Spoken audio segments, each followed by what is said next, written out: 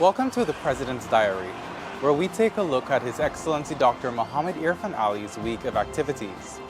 After launching the expanded Low Carbon Development Strategy 2030 in the week prior, His Excellency arrived in Glasgow, Scotland last Sunday to participate in the 26th Conference of Parties of the United Nations Framework Convention on Climate Change with other world leaders. The conference is scheduled to run from October 31 to November 12. With a packed schedule of activities, Dr. Ali was received by a representative of the Queen of the United Kingdom of Great Britain and Northern Ireland. On Monday morning, the President met with the COP26 President and UK Member of Parliament Alok Sharma at the Scottish Event Campus in Glasgow. Discussion centered around Guyana's objectives and aims at the conference. Dr. Ali also updated Sharma on Guyana's expanded low-carbon development strategy that he launched last week, and Guyana's record on climate and environment-related matters over the past 12 years. By Monday afternoon, President Ali had already met with several Caribbean community leaders in Glasgow, including Prime Minister of Barbados Mia Mottley, Prime Minister of Trinidad and Tobago Dr. Keith Rowley, Prime Minister of Jamaica Andrew Holness, Prime Minister of Antigua and Barbuda, Gaston Browne, Prime Minister of St. Lucia, Philip Pierre, and President of Suriname, Chandrika Prasad Santokhi. Dr. Ali had also met Prime Minister of the Bahamas, Philip Davis, and other regional leaders while en route to Glasgow. CARICOM is lobbying as a bloc for the interests of small island developing states and low-lying coastal states. In the evening, President Ali shared a light moment with United States President Joe Biden and some CARICOM leaders. On Tuesday, President Ali attended the opening ceremony of the COP26 World Leaders Summit. Prime Minister of Canada Justin Trudeau, Prime Minister of India Narendra Modi, President of South Korea Moon Jae-in, Prime Minister of Kuwait Sabah Al-Khalid Al-Sabah, President of Colombia Ivan Duque Marquez, President of Costa Rica Carlos Alvarado Quesada, Prime Minister of Palestine Mohammed Shtayyeh, China's chief climate negotiator Xi Jinping, and UK Prime Minister Boris Johnson were among world leaders that interacted with President Ali. In his address, President Ali challenged the developed world to make the years leading up to 2030 the decade of decisive action, stressing that the survival of small, climate-vulnerable states like Guyana is on the line. The fate of civilization resides in the decisions we make here in Glasgow. The climate issue and crisis has given us an ultimatum. Either we take immediate and drastic action or subject ourselves to an infernal global disaster.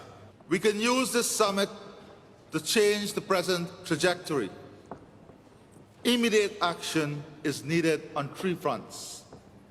First, we must set more ambitious goals to reduce emissions, and we must honor to the letter those ambitions. Second, the pledge of US $100 billion per annum made 1 decade ago to support climate action must be met. Third, forest-rich countries must be provided with the incentives necessary to keep their forests intact and to reduce deforestation and forest degradation. His Excellency then attended the COP26 World Leaders Summit Action on Forest and Land Use event, which brought together an unprecedented alliance of governments, companies, financial actors, and non-state leaders to raise ambitions on forest and land use. President Ali joined over 100 world leaders signing on to a sustainable land use declaration. The world leaders committed to working together to halt and to reverse forest loss and land degradation by 2030. During engagements at the Scottish Event Campus, President Ali met with the Prince Charles of Wales and Secretary-General of the Commonwealth, Baroness Patricia Scotland. They discussed Guyana's forest management record, the Prince's support for forest conservation globally, and Guyana's expanded low-carbon development strategy 2030. Dr. Ali told Kathy Newman of the United Kingdom's Channel 4 News about Guyana's advocacy for compensation for its standing forests at the Scottish Event Campus. He also spoke about the developments of the oil industry. In Guyana, we had one of the largest per capita carbon credit arrangement with Norway, where we got more than $200 million for our standing forests as a tool in storing carbon. So the carbon market is there. We are pursuing an energy mix that is going to be sustainable and renewable. In terms of our newfound oil resources, we have made it very clear that we support the removal of subsidy and we support carbon pricing on the industry itself.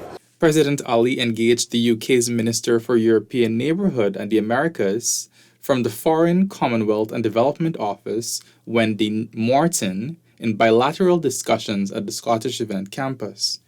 The President outlined Guyana's action plan to fight climate change and the woes faced by small island developing states and low-lying coastal states. On Wednesday, President Ali went to London, England, where he was given a private viewing of the world's most expensive stamp, the British Guiana 1C Magenta, which was printed in 1856 in what was then British Guyana.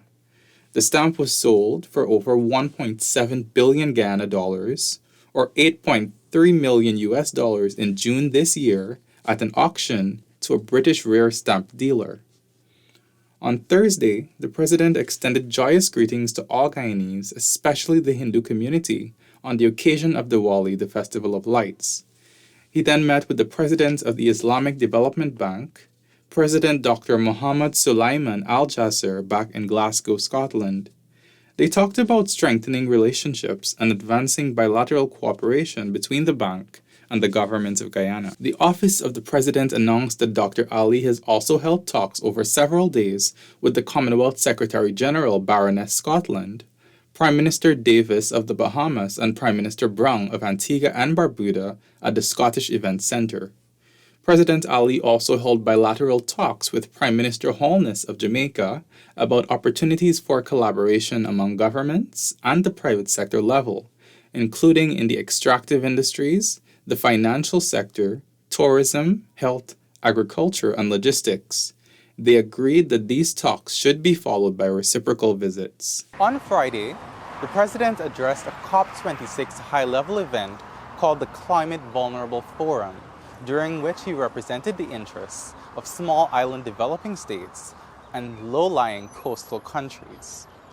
Many of us are already punching above our weight in response to the climate crisis. We are the least contributors to climate change, yet we are making impactful contributions to mitigating the adverse effects of climate change through the ecosystem and climate services which our forests provide, and through the decarbonization of our economies. The President also delivered feature remarks at the We Mean Business Pavilion, emphasizing that there are tens of millions of people being unfairly hurt by climate change for which they are not responsible. This, he said, is undoubtedly tragic. He advocated for the achievement of a climate vulnerable fund which would be beneficial to vulnerable countries and create investment opportunities for climate prosperous countries around the world. The President also called for a transparent accounting process for the issuance of monies earmarked for the mitigation and adaptation measures of the most vulnerable states. President Ali will continue to defend the most vulnerable at COP26, which continues until November 12th. That wraps up the President's diary of his week of activities. Thank you for watching. Join us again next week.